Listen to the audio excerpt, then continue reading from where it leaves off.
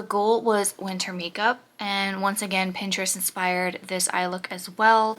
The color combo just screams winter. Super simple and wearable for every day. So I did pull out, this is an old Morphe palette. It is actually not available anymore, but it's called Making Bank. I had purchased it when it was on clearance.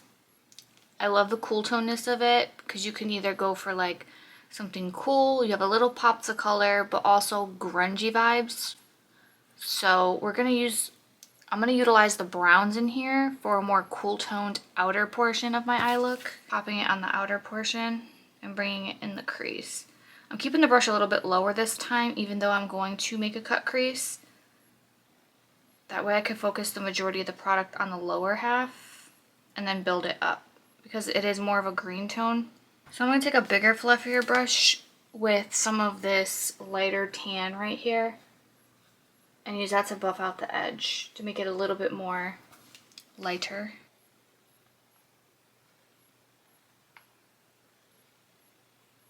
Because with winter, everything's very dead and cold and cool toned. So I definitely want to keep that incorporated in the eye look. I do want to deepen this a little bit more. So I will take a packing brush with this deepest brown right here, just to pack it on the outer edge.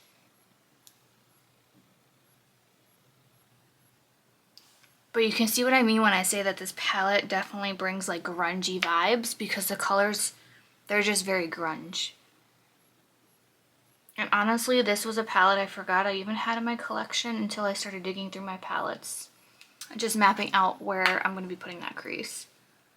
And then we're going to slightly buff out that harsh line. This is always the part I enjoy, because I feel like once you start adding in the cut crease, it just brings everything together. I also just really love the way cut creases look on my eyes.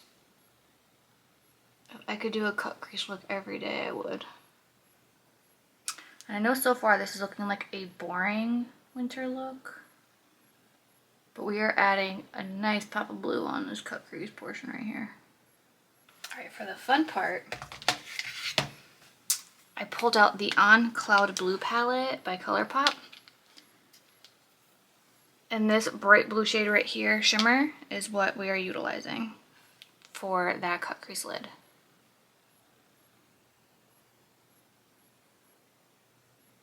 That is so pretty. I'm gonna leave that portion open because I need to add a darker blue to transition it. Okay, so to now help transition that blue into the brown, I'm taking the same palette but this blue shimmer right here, and that's gonna be the blend area. I'm just gonna pop that right on the edge where the two colors meet, and slightly bring it into this lighter blue to help the blend be more seamless. And then once you have those laid down, take that brush you used for the packing portion. You're not going to add any new product. And I'm just going to pat where that color is and just start to swipe. If you still notice a harsher line even after you do that, you can go back in.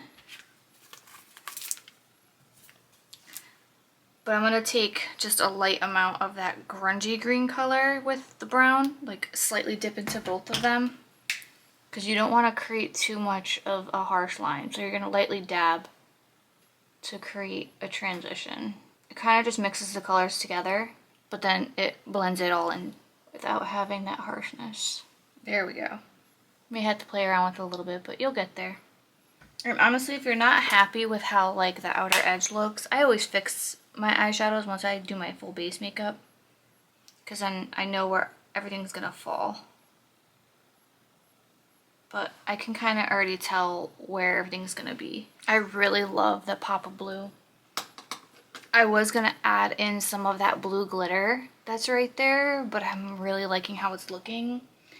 So what I am going to do instead is, once I get my full base done, this is a very old ColourPop palette. It's the Frozen 2, and yeah, it's very old. That glitter that's right there, I'm gonna pop it in the inner corner once I finish like my whole look.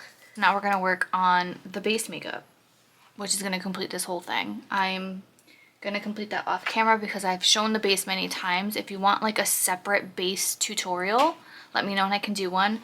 But we are using the e.l.f. Soft Glam, which has been one of my go-tos lately. I just love the way it sits on the face and makes my skin still look like skin. And I'm probably gonna incorporate some little snowflake stickers that I bought as well. And this is the final look that we ended up with.